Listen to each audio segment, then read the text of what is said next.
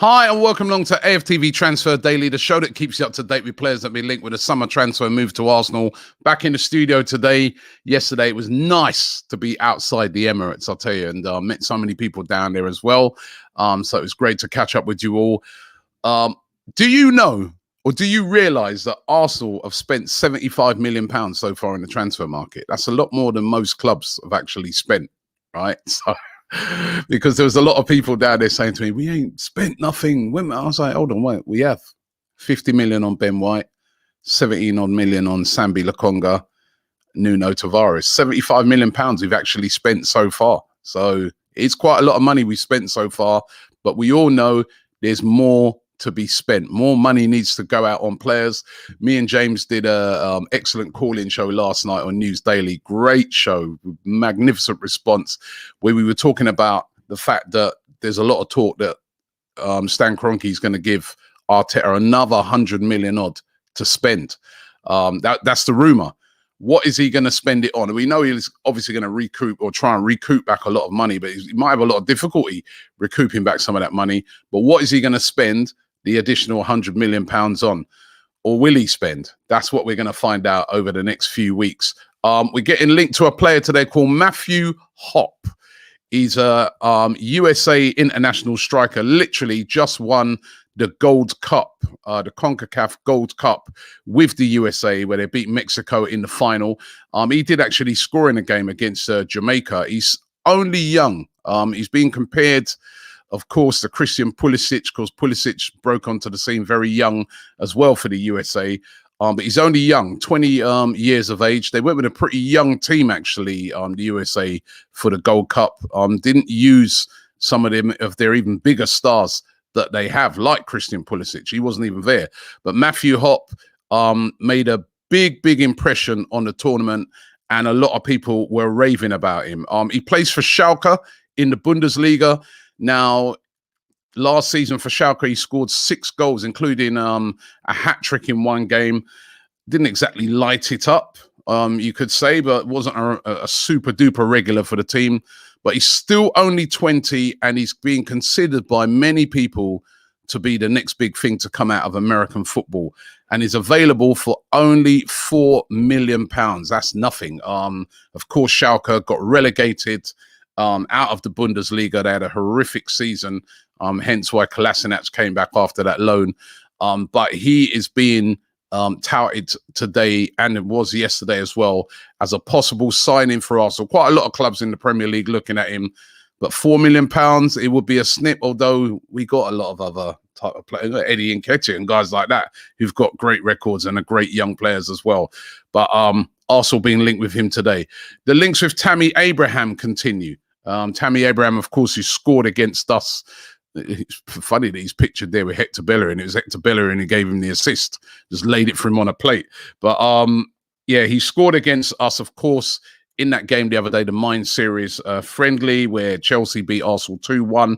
And he's still being spoken about as a player of interest for Arsenal. Going to cost around about 35 to 40 million pounds. Aston Villa are keen on him as well, and they might have a lot of money coming in soon because of the Grealish thing. But he is still being linked with Arsenal today. And every time I ask people, would you take Tammy Abrahams? It's a very mixed response. There's some people who are like, yeah, you know what, actually, I think he'd be decent. A lot more people sort of giving him ratings after he scored that goal against us. But then there's other people saying, well, he's okay. He's nothing against him. He's not a bad player, but is he that sort of player that you think, wow? And we want to see a couple of those players come in as well this season. One of those wow players is James Maddison, heavily linked with a move to Arsenal ever since AFC Bell on Twitter tweeted out that Arsenal were interested in him. It's been in a bit of a frenzy. AFC Bell, of course, is the one who got the Thomas Partey thing right last season when nobody was suspecting that.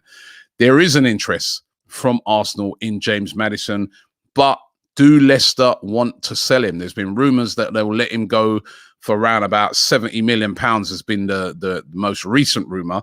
Brendan Rodgers was asked about this as they've been doing their friendlies as well, and he said that they are not looking, well, he didn't say James Maddison specifically, but he said they're not looking to sell any of their big players. There's 2 players specifically being linked with a move away, and James Maddison is one of them. Tielemans is the other. Those 2 are the ones that, you know, the big clubs are hovering around.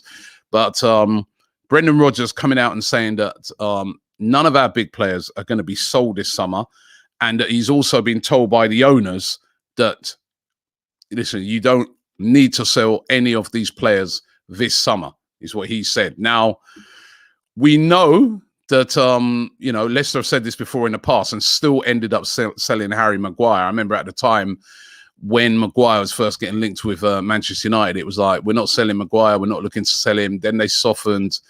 They did take the money in the end. They've got a history of, if the money's right, they will sell the player. As I said, he was quite adamant saying he's not going to be sold. But for me personally, I wouldn't look on this and say that's set in stone. I think a lot of things could still happen between now and the end of the transfer window. I think one thing is for definite. It's going to take a huge offer to get him away from Leicester. He wants to come, is what a lot of the rumors out there are saying. People that apparently have spoken to him have said that he would love to come to Arsenal, but it will take a big offer to get him away from Leicester because they don't have to sell. Same with Lautaro Martinez. If we are to get a player of this caliber, it's going to take a huge offer. It was interesting that it was discovered yesterday that Inter Milan actually had a release clause that expired last month. That release clause was for 111 million euros, which equates to be about 95 million pounds. That expired last month. Nobody went for that.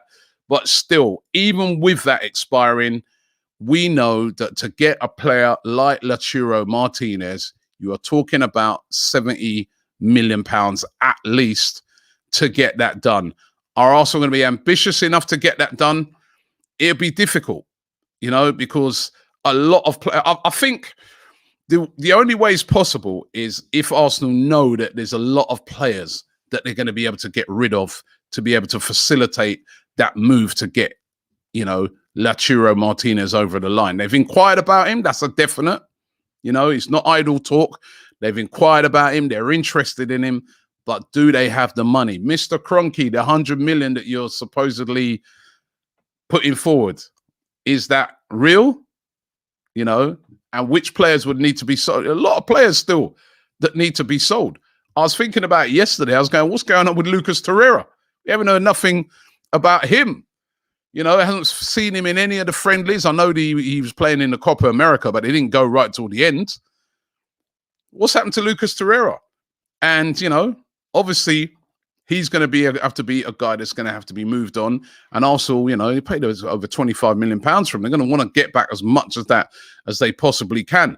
If not, then they need to start assimilating him into the team, you know, and playing him. So that's an interesting one. Another player who could raise a lot of funds is Joe Willock. But do Arsenal want to sell him? We heard Mikel Arteta saying that he doesn't want to sell him. He wants to keep him.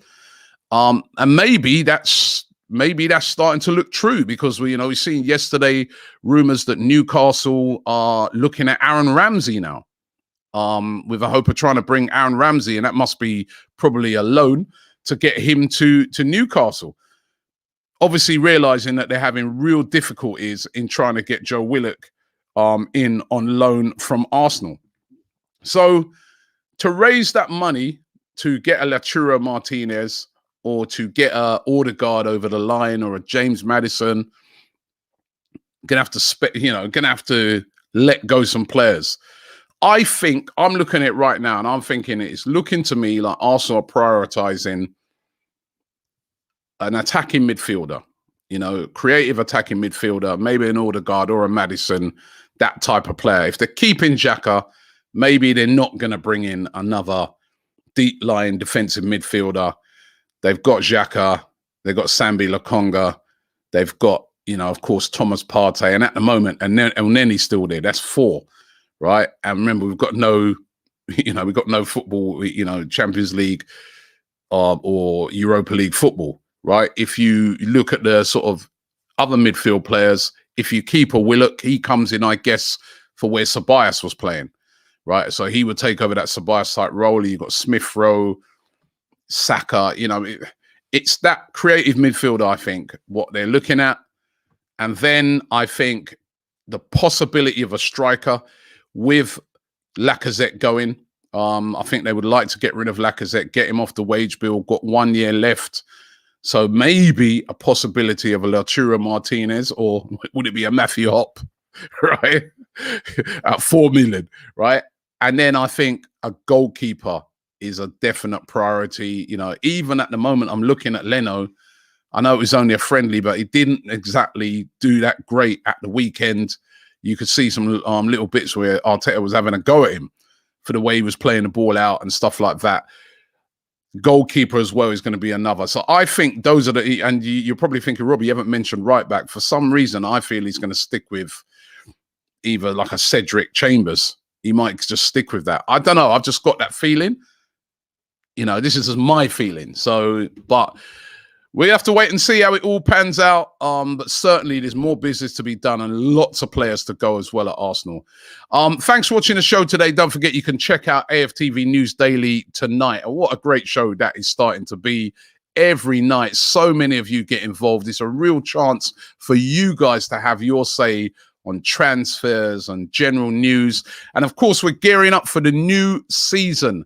It's going to be exciting next season on AFTV. We're going to be back at the grounds as well as still doing our watch-alongs.